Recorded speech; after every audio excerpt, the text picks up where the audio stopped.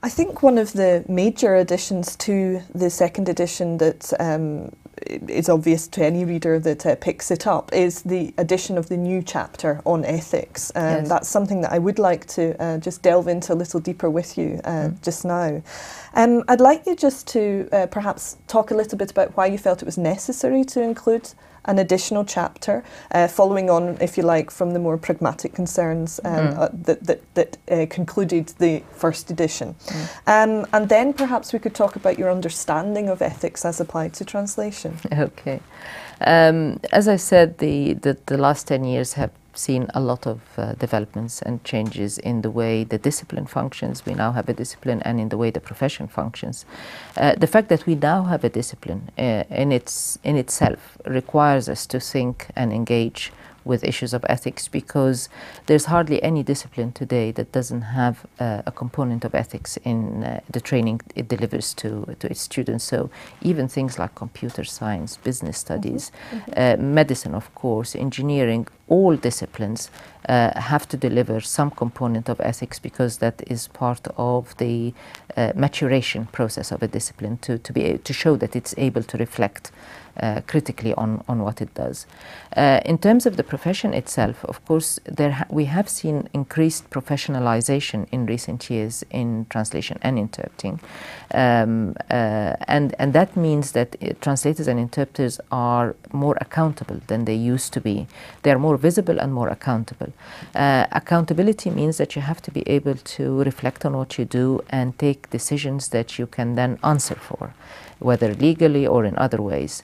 And from teaching a lot of students over the years, I know that when they go out onto the market and work as professional translators, they often come across situations that they have never anticipated. Situations that are not taxing linguistically, but they are taxing in terms of their ethical implications. And because they haven't anticipated them, and they haven't rehearsed arguments and thought critically about the impact of what they do on others, they often make decisions that they regret later. And that's even more important actually than legal accountability, because at the end of the day, people live with themselves. They have to live with themselves. And if they end up making the wrong kinds of decisions, and they have no way of going back and putting things right, that's quite an unpleasant thing to live with.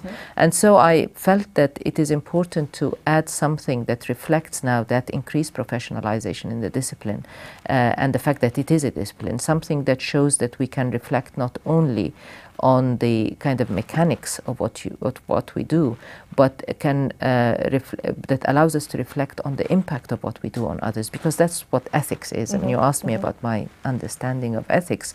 Ethics is about the impact of what we do on others, and this kind of difficult balance that we have to keep between the rights of the self, my rights personally, and the rights of others that I come in contact with, and the rights of different others, because often the rights of different people clash with each other.